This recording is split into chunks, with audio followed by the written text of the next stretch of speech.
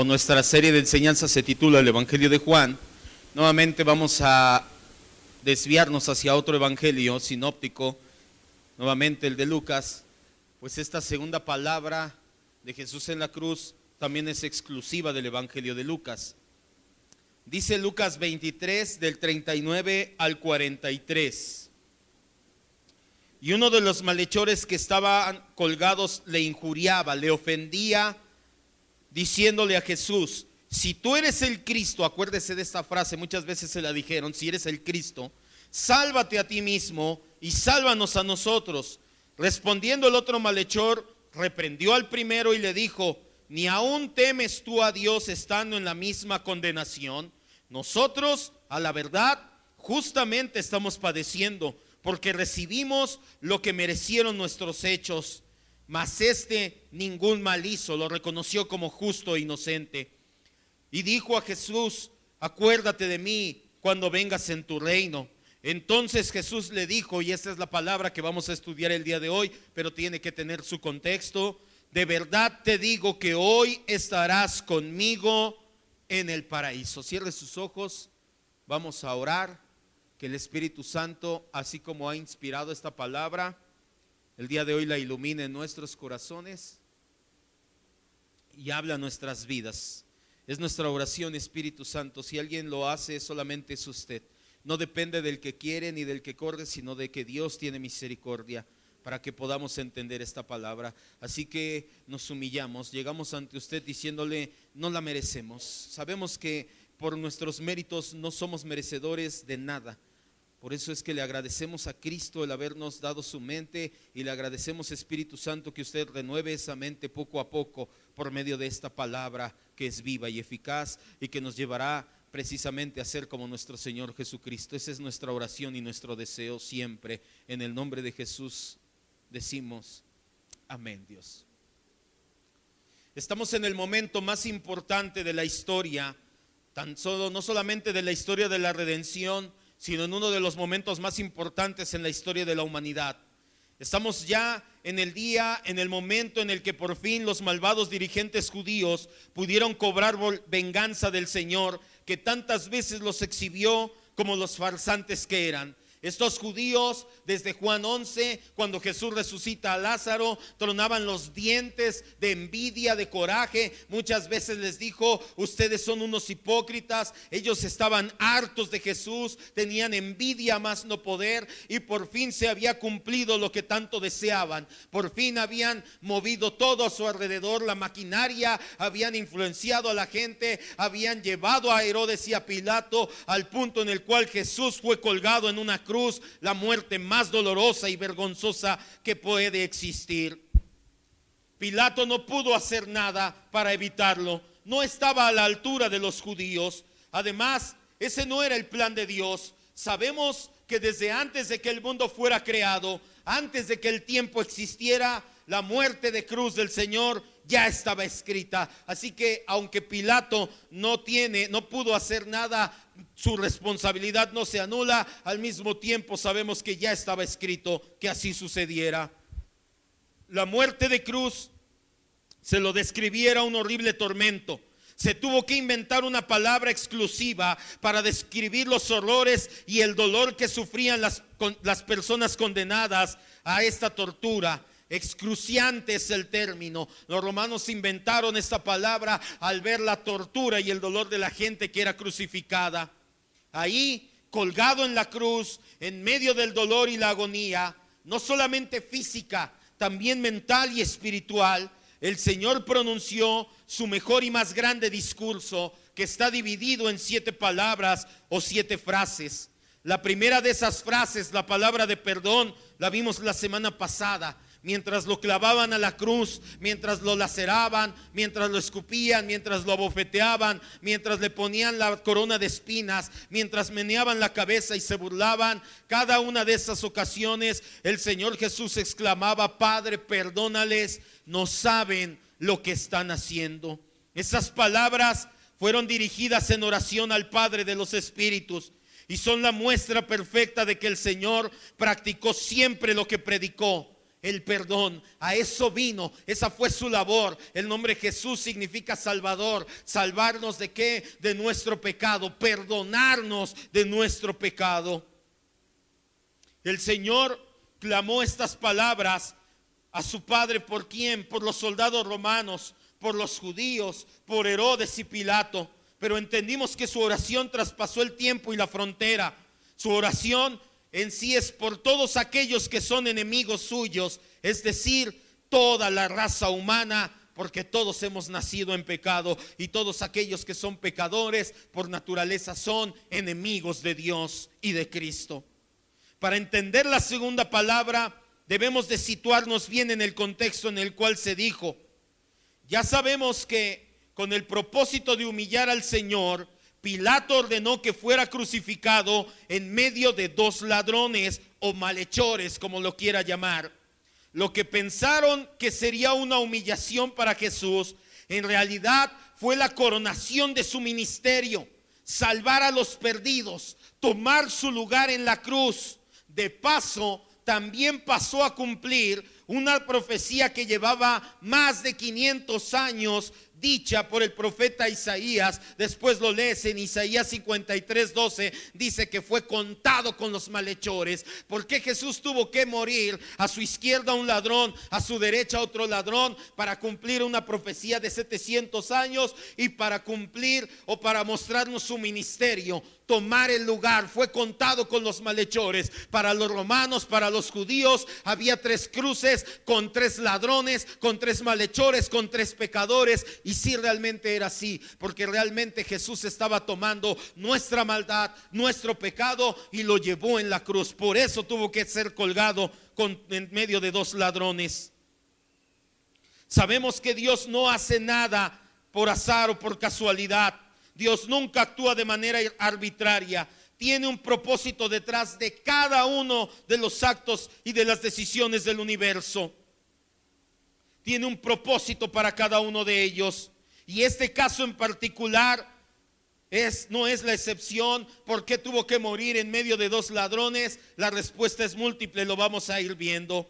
En su nacimiento, Jesús estuvo rodeado de bestias del campo, de paja, de heno, de lodo.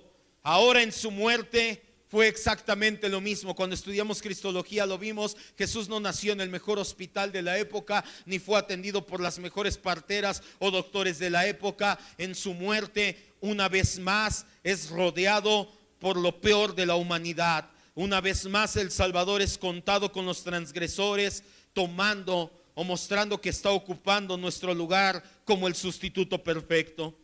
No sabemos a ciencia cierta cuánto tiempo lleva colgado en la cruz cuando dice esta segunda palabra. Fueron unos minutos, eso sí lo sabemos. No llevaba mucho tiempo, unos minutos nada más. ¿Cuánto? No sabemos todavía. Cada instante, eso sí, debió parecer una eternidad de tormento. En medio del suplicio, uno de los malhechores injuria al Señor, el otro le hace una súplica. Versículo 39 al 41. Vamos a darle lectura. Dice: uno de los malhechores que estaban colgados le injuriaba, le ofendía, le decía: ¿tú eres el Cristo? Sálvate a ti mismo, sálvanos a nosotros. El otro malhechor reprendió y le dijo: ¿no temes tú a Dios estando en una situación similar, en la misma situación? Nosotros, a la verdad, justamente estamos padeciendo porque recibimos lo que merecen nuestros hechos, mas Jesús no ha hecho nada. No ha hecho nada malo. Uno de los ladrones, el que injuria al Señor, representa a la humanidad endurecida a causa del pecado, impenitente, arrogante, pendenciero, que a pesar de sufrir justamente por sus maldades, no se detiene a mirar que está pagando únicamente sus consecuencias, sino al contrario, todavía se da el lujo de insultar al Señor. Acompáñame a Proverbios 19:3. Deje ahí su separador. Estos 2 ladrones son una representación de los pecadores, de los 2 tipos de pecadores que hay en el mundo: el impenitente y el arrepentido. La palabra impenitente significa que no se quiere arrepentir, vaya. Y representan a los 2 tipos de pecadores que hay en el mundo. El primer tipo de pecador El pecador que todavía se endurece más en su pecado y que a pesar de que está sufriendo las consecuencias de su pecado, todavía se da el lujo de endurecerse más contra Dios y de refutar o de hablar contra Dios. Proverbios 19:3 nos habla un poco de ellos. Dice: la insensatez del hombre tuerce su camino. Tus mismas decisiones insensatas hacen que te vaya mal. Y luego, ¿qué dice? Contra el Señor irrita su corazón. No tomas en cuenta a Dios en tus decisiones, haces lo que bien te parece, algunas veces hasta vas en contra de la voluntad explícita de Dios. Y cuando las cosas no te salen bien, ¿a quién le echas la culpa? Ay, es que Dios no me ama, si me quisiera no me pasaría esto. A ver, ¿lo tomaste en cuenta para cada una de tus decisiones? No, pero cuando las cosas no te van bien, entonces sí empiezas a injuriarle, como este ladrón. Este primer ladrón es digno representante del ser humano pecador, que en su pecado vive en tinieblas, que no se arrepiente. El otro ladrón es representante igualmente de pecadores, pero con una característica en el corazón: pecadores arrepentidos. Sabemos por el relato de Mateo y de Marcos que al principio los dos se burlaron y los dos insultaron al Señor. No es una contradicción. Acuérdese, los evangelios se complementan, no se contradicen. Si tú lees Marcos y Mateo, verás que dice: y los dos que estaban a su lado le insultaban y le injuriaban. Quiere decir que al principio empezó aquel: ya ves, y eso que eres hijo de Dios, y el otro: sí, ¿por qué no haces nada? ¿Qué fue lo que cambió? Es lo que vamos a ver. Al principio los dos se burlaban, los dos insultaban al Señor. Algo pasó en el corazón del segundo ladrón, que no solo dejó de burlarse y de insultar, sino que hasta reconoció el señorío de Cristo. ¿Qué hizo la diferencia entre uno y otro? Sí, la elección incondicional. El Señor eligió a uno desde la eternidad, al otro no. Claro que sí, no estamos diciendo que no. Pero si somos un poco más observadores, nos daremos cuenta que fue la palabra predicada la que activó la semilla de fe en uno y la que hizo que se arrepintiera. Y esa misma palabra predicada fue la que hizo que se endureciera más el ladrón arrogante. Ambos ladrones escucharon la misma palabra, pero uno endureció su corazón, en cambio el otro se dio cuenta de su miserable situación y se arrepintió. ¿Qué palabra fue la que escucharon ahí en la cruz? La primera palabra de Jesús: Padre, perdónales porque no saben lo que hacen. Estando ahí clavado en la cruz, por eso se llama el sermón de las 7 palabras. Están clavados en la cruz y lo están injuriando, uno a su izquierda, uno a su derecha, y hasta por ellos les dice: Padre, perdona a este ladrón y perdona a este otro hombre, no saben lo que hacen. Uno escucha la misma palabra en la misma situación y endurece su corazón. El otro escucha la misma palabra y dice: ay, soy pecador, yo lo estoy insultando y todavía pide perdón por mi vida. Al escuchar este poderoso y hermoso sermón, uno de los ladrones se mofó aún más. No entendía cómo alguien puede clamar perdón cuando vive una situación tan desesperante. En su ceguera espiritual, lo único que atinó a hacer fue a ofender al único que podía salvarlo. ¿Quién era el único que podía salvar a esos ladrones en la cruz? Cristo. ¿Y qué hizo cuando escuchó la palabra predicada? Ofendió al único que lo podía salvar. El pecador impenitente le dijo: si tú eres el Cristo, muy llorando por mí, muy llorando a tu Padre, si eres el Cristo, sálvate a ti mismo y sálvanos a nosotros. Alguien más dijo estas palabras: si tú eres el Cristo. ¿Recuerda quién? Si tú eres el Cristo, convierte estas piedras en... Si tú eres el Cristo, tírate del... ¿Quién fue el que dijo esas palabras también? Satanás. Pero no solamente Satanás, también los dirigentes judíos se le quedaban viendo y: si eres el Cristo, baja de ahí para que creamos en ti, sálvate, y entonces sí vamos a creer en ti. Ahora este malhechor repite la misma frase: si eres el Cristo. El problema con este hombre es que no estaba consciente de su realidad espiritual. Él no le dice: si eres el Cristo, llévanos al cielo. Si eres el Cristo, perdóname mis pecados. le dice: si eres el Cristo, ¿qué? Bájame de la cruz. Este hombre no se daba cuenta de su situación espiritual. Este hombre solamente deseaba un alivio físico temporal. Y mucha gente que va a la iglesia, que vienen a las iglesias los domingos, están exactamente en la misma manera. Como aquel, ven a Dios como aquel que puede, y algunos hasta que debe, porque creen que es obligación de Dios darnos cosas. Ven a Dios únicamente como aquel que debe darnos lo que nos hace falta. Quieren seguir a Cristo, pero únicamente por intereses terrenales. Le pasó muchas veces al Señor Jesús. Gente que lo seguía solamente por hambre, los 5,000. Gente que lo siguió por sanidad, los 10 leprosos. En la actualidad es lo mismo. Gente que sigue a Cristo por hambre, porque quiere un milagro, una sanidad, porque quieren un trabajo. Es curioso. Yo no oro, nunca se acerque por favor a mí para pedirme que ore porque Dios le dé un trabajo. No lo voy a hacer, porque el 100% de las veces que oro porque Dios le dé un trabajo a la gente, Dios le da un trabajo. ¿Y sabe qué sucede? Dejan de venir porque ya tienen un trabajo, ¿verdad? Me ha pasado el 100% de las veces. Ya no oro. Si alguien me dice: pastor, ore porque Dios me dé un trabajo, le digo: no, vamos a orar porque Dios haga su voluntad en tu vida y no dejes de venir. Mucha gente viene a la iglesia porque quiere un empleo, porque quiere que se salve su familia, porque quiere que Dios lo saque de la pobreza. Yo te pregunto el día de hoy: ¿cuál es el motivo por el cual estás aquí? ¿Cuál es el motivo por el cual sigues a Cristo? ¿Amor o conveniencia? Pastor, entonces es malo pedirle cosas a Dios, es malo pedirle un trabajo, es malo pedir mi sanidad o la salvación de un familiar. Claro que no, no te estoy diciendo eso. Lo malo es que si ese es el motivo por el cual tú estás siguiendo a Cristo, entonces no lo estás siguiendo por el motivo correcto. Y en el momento que Dios te da el empleo, por eso es que la gente se va. En el momento que sana a tu familiar, ya no tienes nada que hacer aquí. En el momento que Dios te concede lo que le estabas pidiendo y como por eso lo seguías, en ese momento dices: gracias, ya me voy, ya no tengo nada que hacer aquí. Ese no es el problema, pedir. El problema es que tú lo sigues por eso. El motivo por el cual seguimos a Cristo debe de ser siempre por amor, por el amor que nos ha mostrado en la cruz. Y si nosotros le amamos es porque Él nos amó primero. Este pobre hombre, el primer ladrón, estuvo crucificado al lado del agua de vida y murió sediento, crucificado al lado del pan de vida y murió hambriento, al lado de la luz del mundo y murió en tinieblas.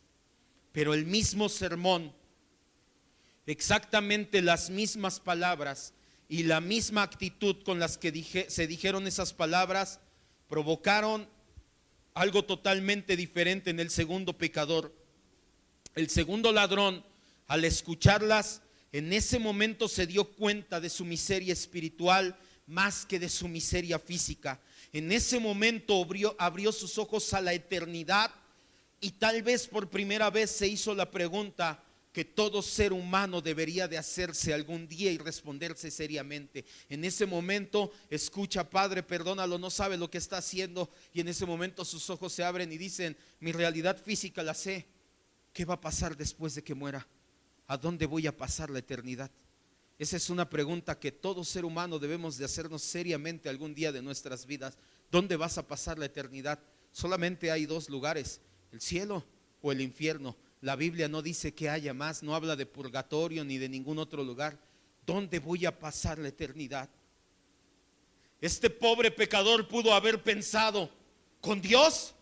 No puedo pasar la eternidad con Dios. Soy pecador, soy ladrón, mi pecado me lo impide, soy judío, al menos si no practicante, sí he escuchado muchas veces la Torá y los he escuchado decir que Dios es santo, puro, sin mancha. Isaías 6:8 dice: Él es santo, santo, santo. Yo entiendo la literatura que significa que es infinitamente santo. Yo soy un ladrón, soy impuro, soy pecador.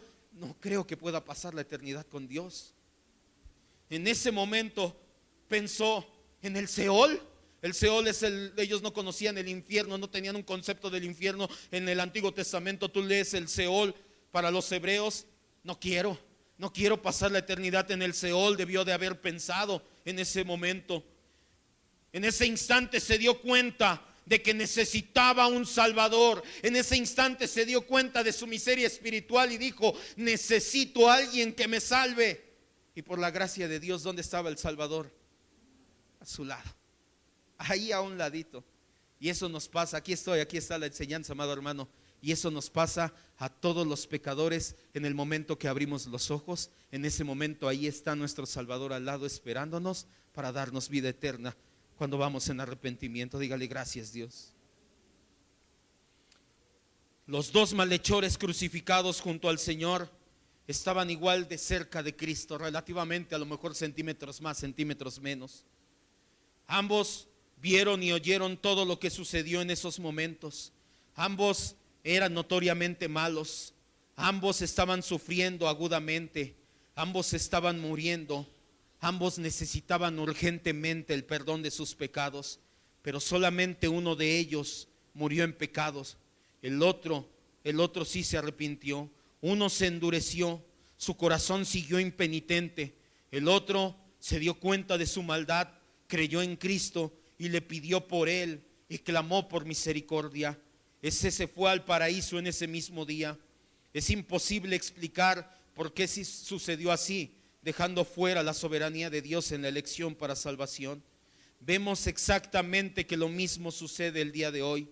Bajo las mismas circunstancias y condiciones hay personas que se arrepienten y personas que se endurecen aún más.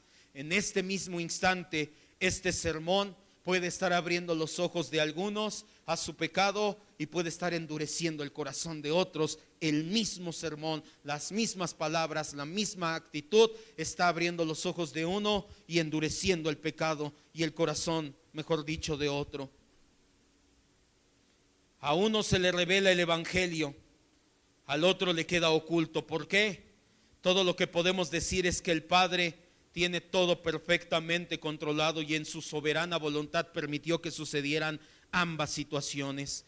Lo único que podemos decir es que si tus ojos han sido abiertos a la verdad del evangelio, si tú reconoces que eres pecador, si tú reconoces que necesitas un Salvador, que si no te arrepientes no podrás estar con Dios en la eternidad, entonces di gracias, Señor, por abrir mis ojos con tu gracia irresistible. Es lo único que te puedo decir, porque hay gente que está escuchando esto y no cree que pueda morir e ir al infierno en sus pecados. Y si tú dices, oh, pero yo sí lo creo, ¿por qué a mí sí y a él no? No lo sé. Lo único que te puedo decir es dile gracias, Dios, porque ya abriste mis ojos, porque tomas la eternidad con urgencia y con importancia, porque hay personas que piensan en la eternidad como algo saber, pero si tú ya lo tomas con la importancia que se merece, entonces dile gracias, Dios, por abrir mis ojos. Es importante, solamente una nota aquí, que el nuevo nacimiento de este ladrón, porque nació de nuevo, si no, no podría entrar al reino de los cielos, no podría ir al paraíso. El nuevo nacimiento de este ladrón se dio antes de que sucedieran los fenómenos prodigiosos que acompañaron la muerte de Jesús. Más adelante lo vamos a ver.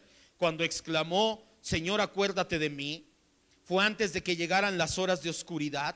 Ese día no hubo ningún eclipse y sin embargo se oscureció totalmente ese día. Era de mediodía a las 3 de la tarde. Antes de que se oyera el grito triunfante, consumado es. Antes de que el velo del templo se rasgara de arriba a abajo. Antes de que la tierra temblara y las rocas se partieran. Antes de la confesión del centurión romano, verdaderamente este era el Hijo de Dios. Antes de que todo eso pasara, el ladrón se arrepintió. ¿Por qué te digo esto? Porque una vez más vemos que los milagros no son el evangelio. Las señales no son el evangelio. Si este hombre hubiera creído después de que se parte el velo y las piedras, dices, pues hay que hacer señales para que la gente crea. ¿Qué fue lo único que hizo creer a este hombre?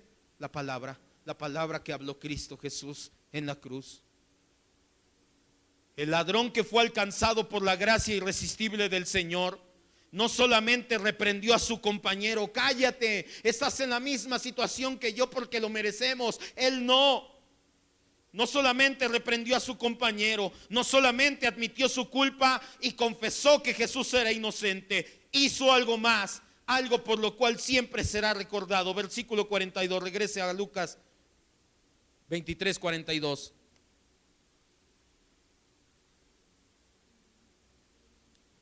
Y antes de que se me olvide, nuevamente le digo, Piense seriamente en la eternidad, no lo eche en saco roto. Un día estamos y al siguiente, nada.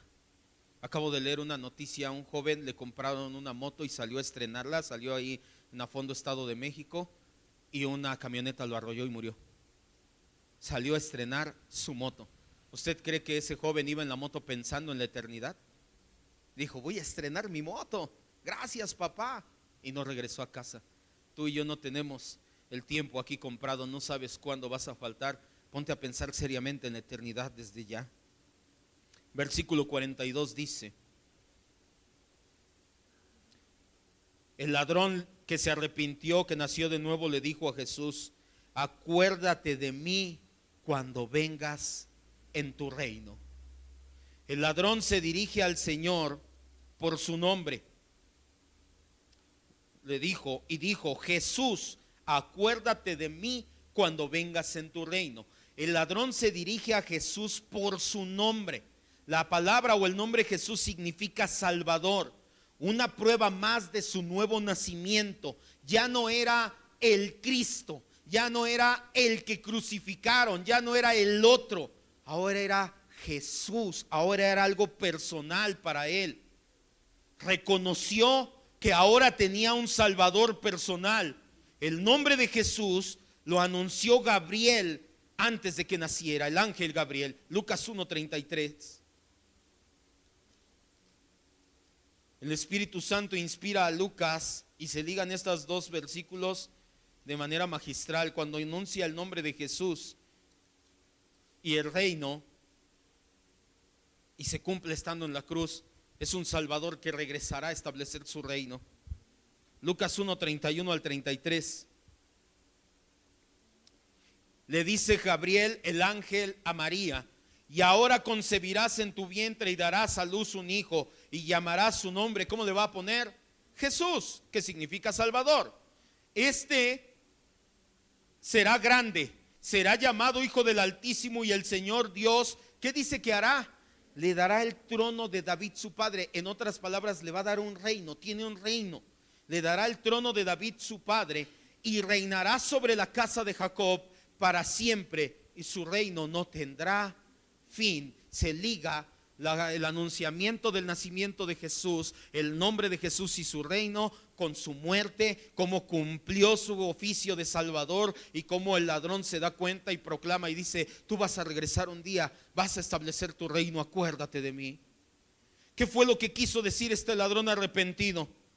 Muchos creen que pensaba que Jesús iba a recibir su reino al morir. No creemos eso. El ladrón no pensaba que en el momento que Jesús muriera iba a recibir un reino y en ese momento iba a reinar. No creemos que se refiriera a eso. Lo que le estaba pidiendo era que al final de los tiempos, cuando regresara en su realeza y gloria, Jesús se acordara de este pecador que se había arrepentido. Tenemos que recordar que Jesús habló muchas veces acerca de su reino en manera escatológica. Vamos a dos de ellas. Mateo 16:27. Muchas veces y sin esconderse, Jesús habló de que un día va a regresar en poder, gloria y majestad a establecer su reino.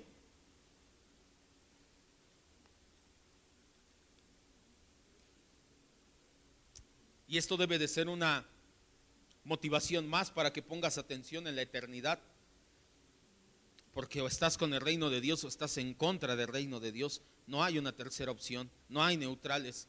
Aquellos que son tibios, dice Apocalipsis, los vomitaré de mi boca. No hay una posición neutral. Aquí no hay una Suiza espiritual de que Suiza no se mete en las guerras, vámonos. No, o estás con el reino o estás contra el reino de Dios, no hay más. Mateo 16:27. Dice la Biblia: porque el Hijo del Hombre, Jesús hablando y anunciando su muerte a todos, no era una enseñanza secreta a sus discípulos que después salió a luz, no, estaba predicando públicamente, y les dije: el Hijo del Hombre vendrá en la gloria de su Padre con sus ángeles, y entonces pagará a cada uno según sus obras. Lucas 21:27.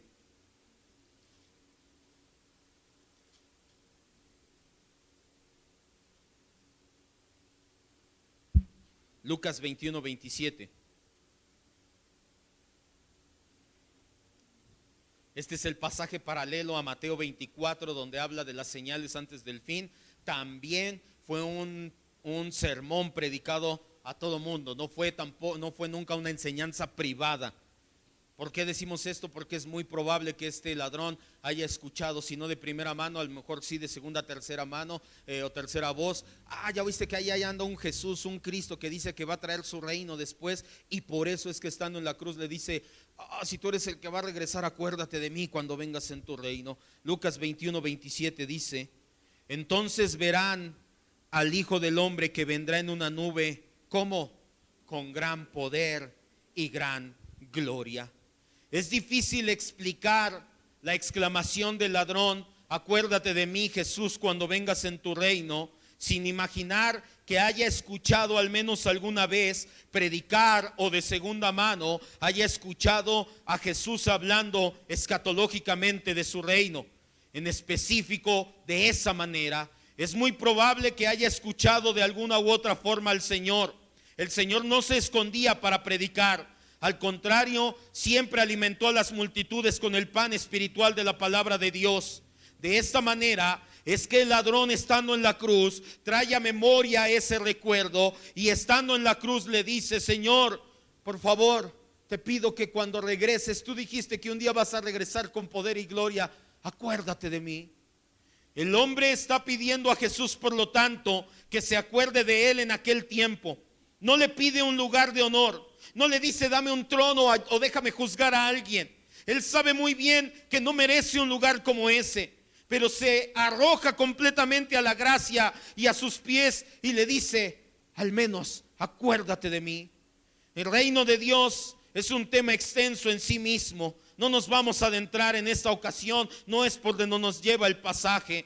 Solamente te recuerdo, las escrituras indican que el reino de Dios es al mismo tiempo presente y futuro. Lo vimos en el primer discipulado, el discípulo cristiano. El reino de Dios ya comenzó, pero aún no se ha consumado. Va a llegar la consumación del reino de Dios. Va a llegar el día en que Cristo va a tomar el trono de las naciones y les va a dar el justo pago a cada una de las personas. A nosotros nos va a dar nuestro justo pago también, pero no nos va a ver a nosotros, va a ver a Cristo, va a ver su sangre en nosotros. Por eso es que la vamos a librar. Pero aquellos que no se hayan arrepentido y arrojado la gracia de Dios, les van a pedir, le decía las semanas pasadas, a las piedras: cáiganme encima. El reino de Dios es la esfera de gobierno, la esfera donde Dios gobierna. Después de ver y escuchar toda esta situación de los dos ladrones, el Señor Jesús dicta su segunda palabra. Versículo 43 ahí de Lucas 23.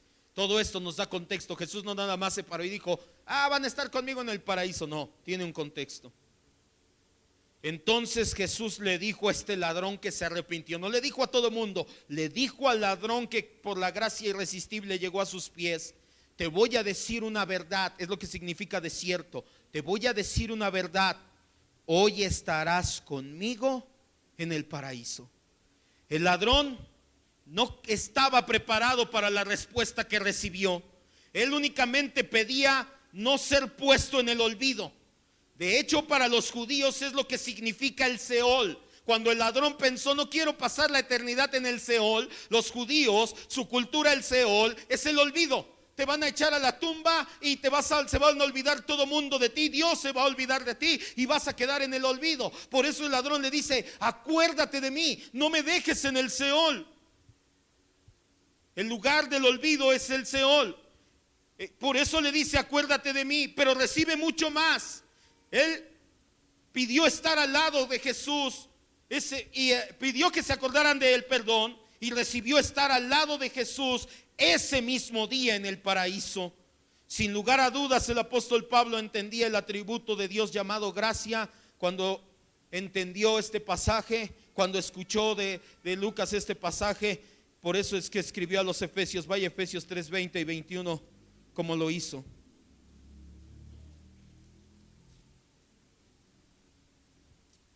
Este ladrón pide misericordia y le dan gracia. Pablo le escribe a los Efesios 3:20 y 21 esto mismo: El ladrón pidió un poco de misericordia. No quiero quedar en el Seol, Señor, acuérdate de mí. Y recibió gracia. ¡Ja! Hoy vas a estar conmigo en el paraíso. Efesios 3, 20 y 21 dice, Pablo dice, y aquel que es poderoso para hacer las cosas mucho más abundantemente de lo que pedimos o entendemos. Pablo le dice a los efesios, tú estás orando y tú pides algo, pero Dios hay veces y siempre va a hacer las cosas mucho mejor de lo que pides y hasta mucho mejor de lo que entiendes. Según el poder que actúa en nosotros, a ese Dios sea la gloria en la iglesia de Cristo Jesús por todas las edades, por todos los siglos. Amén. Pablo se dio cuenta de algo y dijo, yo levanto mi oración a Dios por algo y Dios siempre me responde y me da cosas mucho mejores de las que pedí. No porque seamos antropocentristas y te tiene un osito más grande detrás de la mano, ya se lo he explicado. ¿Qué es lo que Dios siempre responde en sus oraciones? Hacernos como Cristo Jesús. Tú puedes estar pidiendo algo y Dios te va a dar algo mejor. Tú puedes estar pidiendo prosperidad, economía, trabajo, qué sé yo, y a lo mejor Dios te dice eso, no, hijo, porque eso te va a apartar de mí. Yo te voy a dar algo mejor. Te voy a dar que seas como Cristo Jesús. Eso también era lo que este ladrón recibió, mucho más de lo que había pedido. La respuesta del Señor fue hermosa y llena de consuelo. El hombre le pide una bendición en un futuro lejano. Un día vas a regresar, Señor, acuérdate de mí ese día. Él recibe la promesa de que cuando estaría, hoy mismo. No va a ser un día muy lejano, hoy mismo, le dice Jesús. Este hombre había pedido que se acordaran de él. Él recibe una respuesta mejor. No me voy a acordar de ti, vas a estar conmigo, a mi lado. Este hombre pide no quedar en el olvido, el Seol. Recibe algo mejor, le dice, vas a estar en el paraíso. Maravilloso nuestro Dios. El paraíso viene del griego paradeisos, significa literalmente jardín o huerto que está rodeado por un muro. Este término proviene de los persas, de los antiguos jardines colgantes de Babilonia, por eso es que le llamaban paradisos. Estos, los persas, influenciaron a los griegos y los griegos a los romanos. Por eso es que el catolicismo romano ha influenciado el pensamiento cristiano en muchos ámbitos, y uno de ellos es que cuando el cristiano promedio escucha la palabra paraíso, de inmediato piensa en un jardín exótico con mucha belleza, con muchos árboles frutales. En el contexto de los testigos de Jehová, hasta te dicen que va a haber animales salvajes y animales domésticos conviviendo y que no va a haber ningún problema de ningún tipo ahí. Muchas culturas y civilizaciones del mundo antiguo tienen su propia versión del paraíso. Los griegos le llamaban campos elíseos, los egipcios el Aru, los budistas le llaman nirvana, los nórdicos le llaman el Valhalla. Todas estas culturas, en mayor o menor medida, describen su paraíso como un lugar hermoso, donde abunda la comida, donde si fuiste bueno, Alá, va a haber vírgenes que te van a servir, etcétera. Te hablan de lugares donde habrá bebida, donde ya no habrá dolor, donde todo va a ser un hedonismo total. Sin embargo, el concepto bíblico de paraíso, según la Biblia, es muy diferente. Vamos a ver cuál es el paraíso. Segunda de Corintios 12:2. El paraíso, según la Biblia, es la presencia misma de nuestro Dios. Segunda de Corintios 12:2. Y Apocalipsis 2:7. Si usted estaba pensando, ay, qué bueno fuera irme al paraíso, a un lugar y estar con mi coquito y que me estén echando airecito, ese no es el paraíso para los cristianos. El paraíso para los cristianos es morir e ir a la presencia misma de Dios. Eso es lo mejor que podría anhelar un hijo de Dios, estar en la presencia de su Creador. Pablo nos lo dice, 2 de Corintios 12, del 2 al 4. Juan lo respalda. Conozco a un hombre en Cristo que hace 14 años habla del mismo, pero no se quiere captar, por eso habla en tercera persona. No sé si fue en el cuerpo o fuera del cuerpo, Dios sí lo sabe. Fue arrebatado ¿hasta dónde? Hasta el tercer cielo. ¿Se acuerda del discipulado? ¿Dónde es que hay en el tercer cielo? En el Uranus, el trono de Dios. Ahí está el trono de Dios. Fue arrebatado hasta el trono, hasta la presencia de Dios. Y conozco a ese hombre, no sé si fue su cuerpo o no, Dios lo sabe, que fue arrebatado al paraíso, donde oyó palabras inefables que no le es dado al hombre expresar. Apocalipsis 2:7.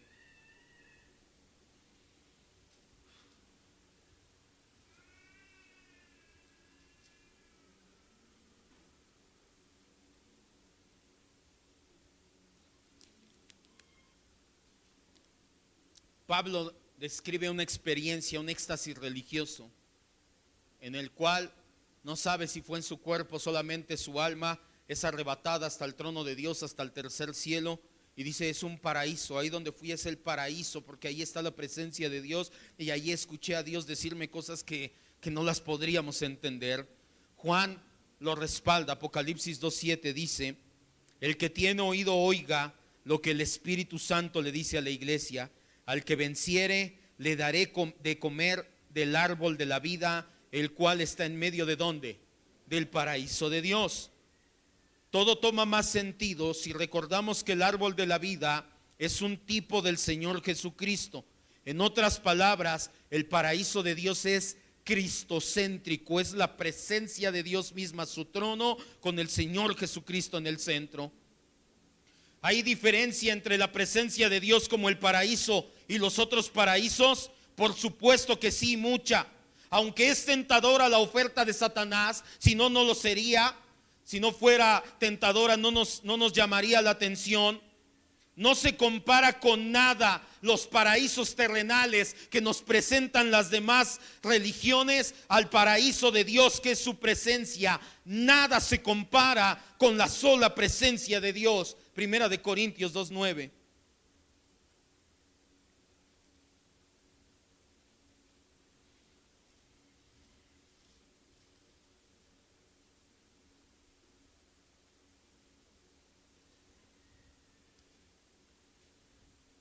Dice la escritura: antes bien, como está escrito, cosas que ojo no vio, ni oído oyó, ni han subido en corazón de hombre, son las que Dios tiene preparadas ¿para quién?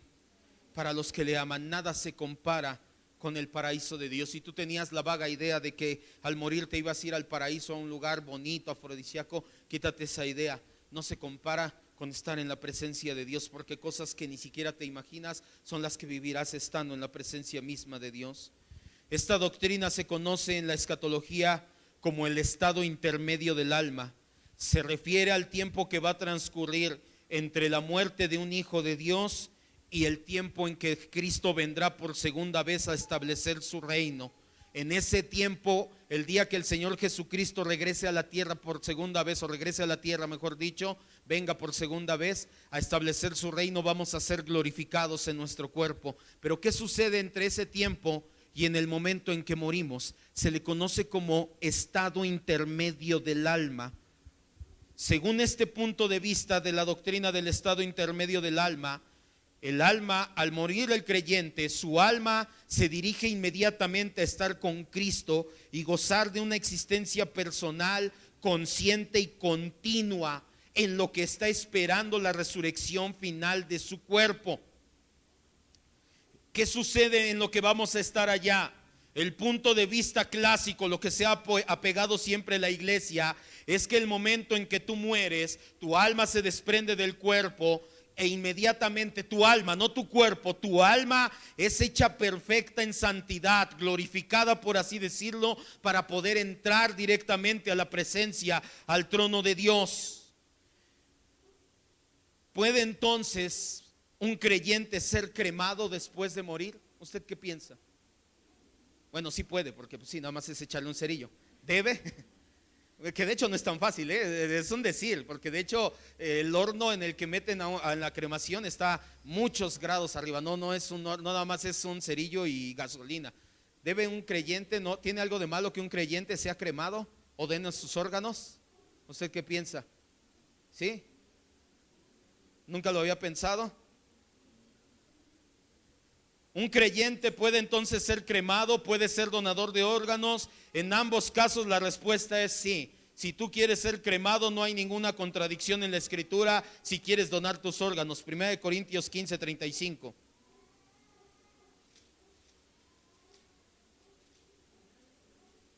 (15:35 al 44). Cuando los creyentes morimos, nuestra alma es llevada directamente al trono de Dios. Por eso Jesús le dijo: hoy estarás conmigo en el paraíso. Hoy vas a entrar conmigo al trono de la gracia. Pasa lo mismo con cualquier creyente al morir. Tu cuerpo se queda aquí para cumplirse lo que Dios le dijo a Adán: polvo eres y al polvo volverás.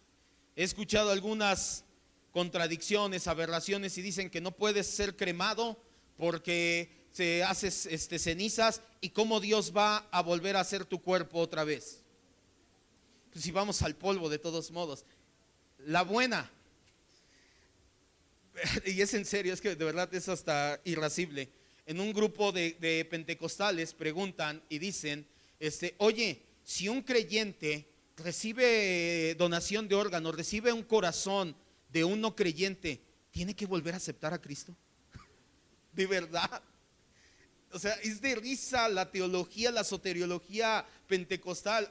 Oye, si es, ahora, ¿qué pasa si eres mudo? Porque dice, tú tienes que confesar a Cristo, creer en Cristo y hacer tu oración. ¿Y si soy mudo? ¿Ya no me voy al cielo? La soteriología pentecostal está para hacer las trizas en 1 Corintios 15:35. Dirá alguno: ¿cómo van a resucitar los muertos? ¿Con qué cuerpo van a nacer o van a crecer nuevamente? Necio, lo que tú siembras no se vivifica si antes no muere. Lo que siembras no es el cuerpo que ha de salir, sino el grano desnudo, ya sea de trigo o de otro grano. Pablo hace una analogía y dice: cuando tú dejas caer un grano en el suelo, no va a crecer ese grano solamente es la envoltura, va a quedar desnuda, va a caer la capa y ahora sí va a crecer la semilla que venía dentro, va a florecer. Pero Dios le da el cuerpo como Él quiso, y cada semilla su propio cuerpo. No toda carne es la misma carne. Hay carne de hombres, carne de bestias, carne de peces y carne de aves. Hay cuerpos celestiales y cuerpos terrenales. Una gloria es celestial y otra terrenal. Una gloria es la del sol, otra la de la luna, otra la de las estrellas. Cada estrella es diferente a otra en gloria propia. Así también va a ser la resurrección de los muertos. Siembras corrupción, tu cuerpo que está corrompido va a ir a la tumba, se va a morir, lo vas a sembrar metafóricamente hablando. Siembras corrupción y resucitará en incorrupción. Se siembra en deshonra, resucitará en gloria. Se siembra en debilidad, resucitará en poder. Siembras un cuerpo carnal. La palabra animal aquí, el griego sarx, también se traduce como carnal. Pablo estaba hablando, siembras tu carne y resucitará un cuerpo ¿qué? Entonces este cuerpo no tiene nada que ver con el próximo que van a ser. Estas lonjas van a desaparecer. Dite, lonjas, un día no van a estar más aquí. Amado, pero eso no es lo grandioso de la glorificación. Lo grandioso del cuerpo glorificado, que no vas a tener hambre, sueño, sed, cansancio, y día y noche vas a poder estar diciéndole gracias Cristo por tu salvación y adorándole día y noche. Eso es lo grandioso. Bueno, y que también no va a haber lonjas. También va a ser maravilloso. ¿Qué versículo nos quedamos?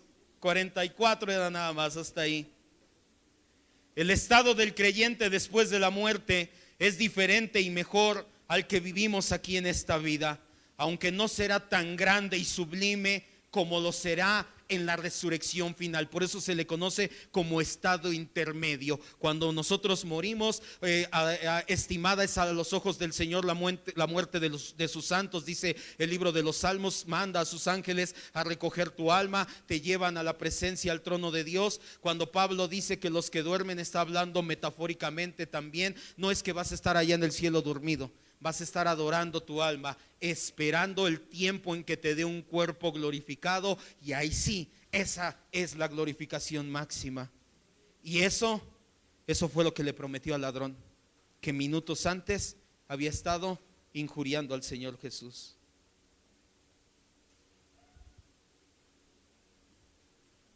Ayúdame, Ángel, cierre sus ojos, vamos a terminar ya.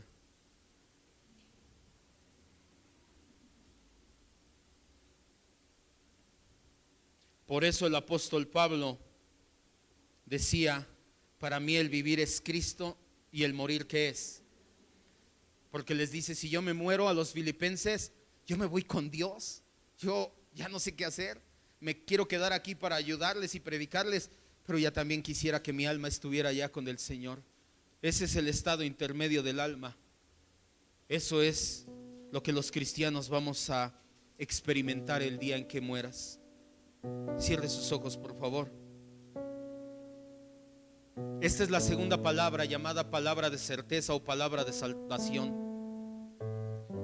Jesús le dice con toda certeza al ladrón que se arrepiente: vas a estar hoy conmigo en el paraíso. El ladrón escuchó un mensaje, una predicación de parte de Jesús del perdón. Los dos la escucharon, pero uno endureció más su corazón y dijo: si fueras el Cristo ya me hubieras salvado y te hubieras salvado tú. El otro se arrepiente y dice: Jesús, tú eres bueno, tú no hiciste nada malo, solamente te pido una cosa, acuérdate de mí. El Señor le da una promesa de salvación, una palabra certera, y le dice: hoy estarás conmigo en el paraíso. Este hombre únicamente pedía no ser olvidado y le recibió más allá de su petición, recibió gracia sobre gracia. El punto importante y el cual quiero volver a hacer mención y tocar es: ¿te has pensado, te has puesto a pensar en la eternidad? Estos dos hombres recibieron la misma palabra, uno se endureció y el otro se puso a pensar seriamente en qué va a pasar con su vida después de esta vida, qué va a pasar después de la muerte. Se puso a pensar seriamente en la eternidad. Piensa seriamente en la eternidad. No es un juego, pero tampoco esperes hasta tu último momento. He conocido gente que piensa y dice: yo como el ladrón en la cruz, en el último momento me arrepiento. Nadie te da esa garantía. Te aseguro que este muchacho que te platiqué en la moto, muy probablemente por la forma en que lo arrollaron, no le dio tiempo de pensar en nada en el momento de su muerte. Solamente sintió el impacto y adiós. No sé, no puedo asegurarte dónde estaba, no lo conocía. Dios quiera que haya conocido su gracia. Pero ¿y si no? Tal vez pensó como muchos de nosotros: después, soy muy joven, tengo muchos planes, ahorita no, antes de que me muera, yo me arrepentiré antes de morir. No tienes la garantía de que te suceda como este ladrón. Este ladrón es una muestra de la gracia irresistible de Dios, pero no opera igual en todos. ¿Qué esperas para tomar tu vida espiritual en serio y pensar seriamente qué habrá de aquel lado de la eternidad? Yo te puedo decir a ti que crees en Cristo Jesús como Señor y Salvador. Yo te puedo decir a ti que te has arrepentido de tus pecados y que entregas tu vida cada día, confiesas cada día que Jesús es el Señor de tu vida y lo dejas que vaya moldeando tu carácter. A ti sí te puedo decir: vas a estar con Él en el paraíso. La Biblia lo dice, por eso le llamaron la palabra de certeza.